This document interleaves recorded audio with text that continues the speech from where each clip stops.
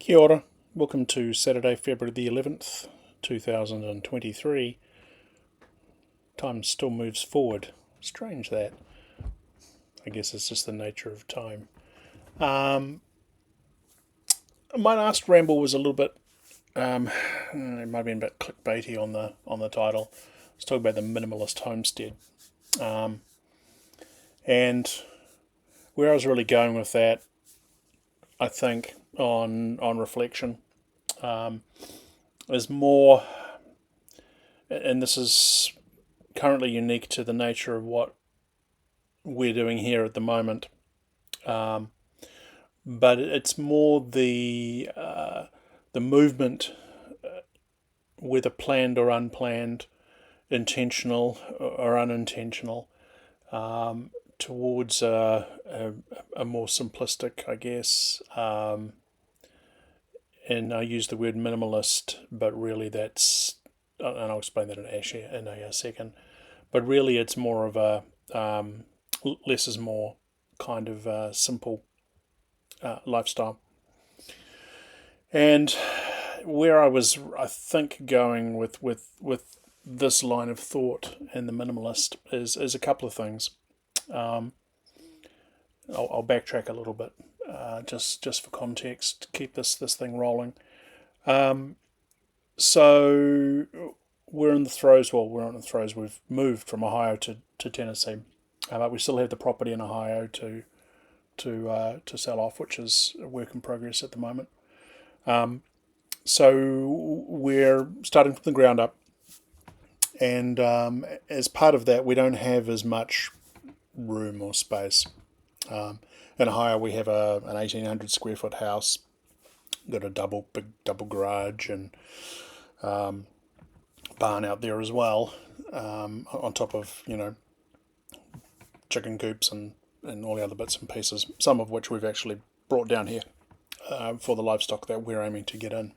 And the barn, we've got what we call the machine shed, or just the shed, because we only have one of them at the moment, which is a little bigger than the barn that we do have up in Ohio by about 4 foot in length, and I think a couple of feet in width.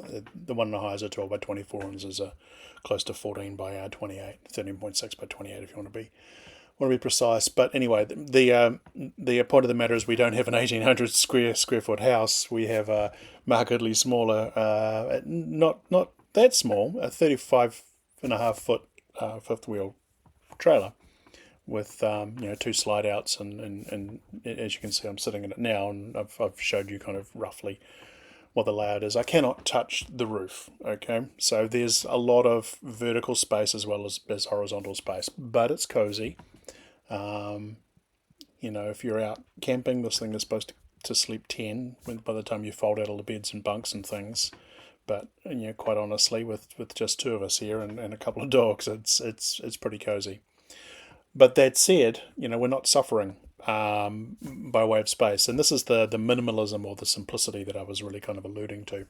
And this wasn't a planned thing, because our plan is to build a house, and if anything, it's probably going to be bigger than the one that we actually have in Ohio if we're able to pull it off, in terms of square footage. But that said, it's still going to be relatively minimalist in terms of what we actually plan to do with it further down the line. And I guess we'll share some of that, but I'll tease a little bit to say that essentially we're looking at dedicated office, dedicated master bedroom, shower, laundry, usual kind of thing. Machine room will be part of the actual house, where we have all the solar generators and things basically put in place. Large kind of kitchen, dining, living area, plenty of room for pantry, couple of bedrooms, because I think some of 1 or 2 of the kids may want to actually move into the house, to be determined, don't know, but regardless, always guests. So there is that. And one other area that is important to us is we call it the game room, because that's how we used our barn, because we're all gamers and like board games and tabletop role playing and blah blah blah blah blah. But the bottom line is, because we plan to be running small workshops, and I guess presenting a little more, we wanted to have a dedicated room to do all the stuff that we want to do. So the gaming room is going to be a little bit bigger, and by extension, it's also going to be able to accommodate multimedia stuff, so that we can have slideshows and what have you. So anyway, that's a little bit of a teaser for that. So that's definitely not minimalist. That's the opposite of what I've been talking about here. But in order to get to that, you go through this transition state, and that end state will still be relatively simple compared with what I guess we've kind of had before, or what many people enjoy in their lives. All the modern appliances and everything else as well. So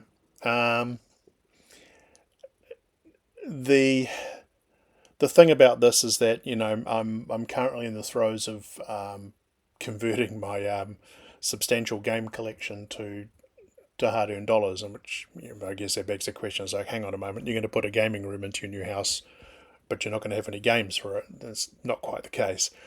The reality of it is that they take up a lot of space, and we just don't really have the room for it, even though we have this dedicated shed and extra outbuildings and stuff like that at the moment.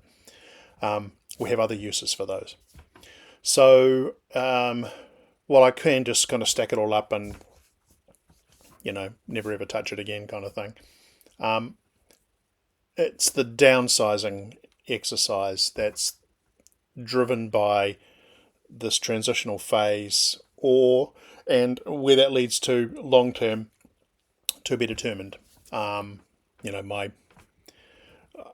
like books, I like collecting, but they do cost money, and that money at the moment is better used elsewhere. So you just kind of fall into this mode, I guess, of downsizing, resizing, reshaping, and I guess reassessing what's actually important. So because it's not just physical possessions or physical space, but it's a mental thing as well. It's like, how much space do I really need? And I think I might have mentioned that in my last ramble. Just for reference, I don't tend to go back and look at what I've rambled about. The whole point of this is that I'll say this and you can call me out on it, and I'll go, oh, did I say that? Probably. Who knows? I have to go and look back the video again. But anyway, conscious stream of thoughts, or unconscious stream of thought stuff. So welcome to my brain, population legion. So where was it going with this? Oh yeah. So it's not just a physical thing, a thing that you actually design or have to manage or manipulate. It's also an emotional and mental thing too. And kind of begs the questions. For us at least, this is part accidental, part planned, mostly unplanned. I would largely say, but it is just a thing that has to be done. And the end result means, hopefully, that we come away with a better sense of what's really important. Because not getting any younger. I was trying to explain it to somebody. We were chatting about this, and talking about this kind of simplicity, I guess, and ultimately it comes down to how much space do you really need to live in quite comfortably. Now, Dawn and I recognise that this is cozy, doesn't bother us, but it's when you want to do something that involves a little more room, you don't quite have the room to swing a cat, or a puppy, because you puppies. But but we're not suffering from a lack of space. There's plenty of room. It takes you time to get from the bedroom to the living room. No. Usual kind of things. It's a shorter, more compact hall. But if we want to do anything that involves, like canning, stuff like that, storage is a problem. We don't really have a lot of room for canning goods. Because we're off grid, our power is limited, and therefore it needs to be used in a sensible manner, and we have to think about that. And that again is part of the downsizing and simplicity minimalism as well, is that you start thinking about these things that you take for granted. And I don't know, I think this actually kind of prepares you for, what happens if SHTF shit hits the fan, and you have to make do with what you have. For a lot of people, in our Western society, and guilty of this as well, we take a lot of things for granted. We take for granted that we have running water when we turn the tap on, faucet on. We have, hot showers on demand because hot water cylinder works. We have a dryer and a clothes washer, and all these kind of things, and they're all provided. The power's provided from the national grid. Yet we hear, about bad people doing bad things against substations, and we're still getting things like climate change affecting stuff, and storms knocking out power, and it's quite a fragile relationship in many ways, and it's always been like that, I think, but it's just becomes evident when you have large scale events and lots of people are affected by it. So taking these steps, I guess, to be less dependent on those things and to have less to work with means that things are not as complicated, which means hopefully we can kind of,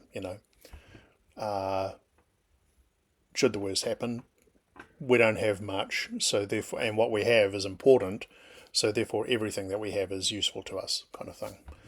So I don't know, that maybe merits a little more thinking. And again, we haven't planned any of this. This is not the planned homestead plan.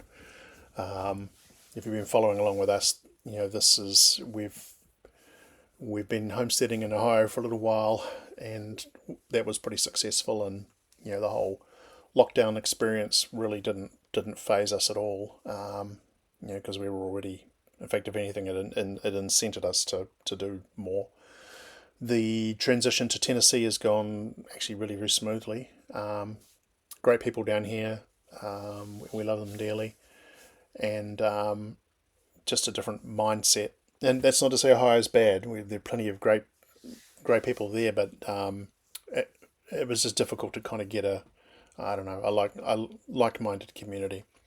And it isn't to say that the community's like here, boom, boom, boom, boom, all your neighbours. It's here, our homesteading community is not just Tennessee. It actually goes beyond that. But it's kind of a little more active, both online and GST, get shit done kind of things, and what have you. And I'm not a social person, so which is ironic, making these rambles and videos.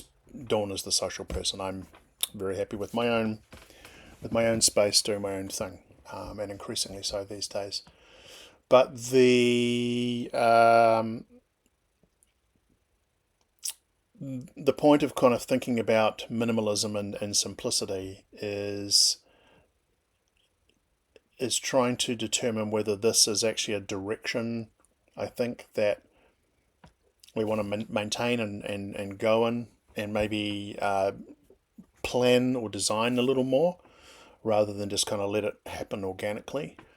I think recognizing the fact that we are actively downsizing, whether we like it or not, and anything that we're adding to our arsenal, so to speak, it tend to be tools and things that are, if they're not being used now, they will get a lot of use.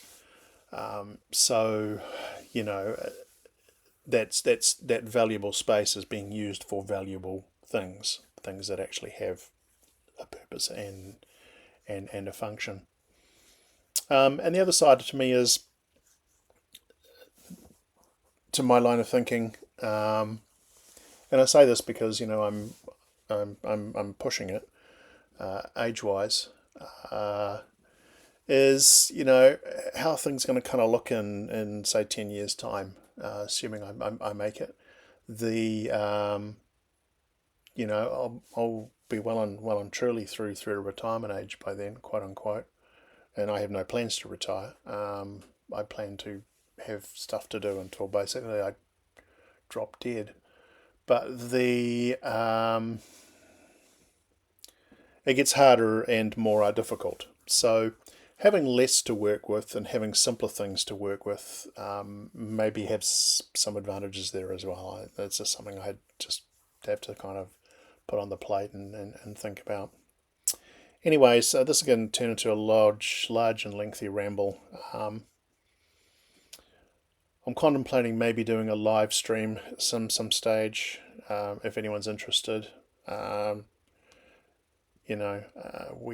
have limited interwebs, but if there are people watching these rambles and you just want to chew the fat, so to speak, and we can ask some questions and just banter, then that's something I can possibly experiment with. Some people do it successfully. But anyways, I just wanted to kind of talk a little more about that whole minimalist homestead thing. I'm not sure if I'll clickbait it with Minimalist Homestead Part 2 or something, just to kind of keep the continuity in the titles. I think I'll probably do that just because I can't be bothered coming up with something smart. This is a thing that's still on my mind, because I'm consciously daily going through stuff and sorting out how much I want for it and getting rid of it. And these are things that are, I won't say precious to me. Oh, some of them are. Some of them actually have quite a lot of history. But the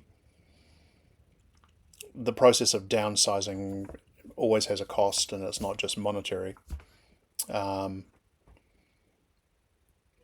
My carrot on a stick is that at the end of the exercise I will have the stuff that hopefully I think is really important to me.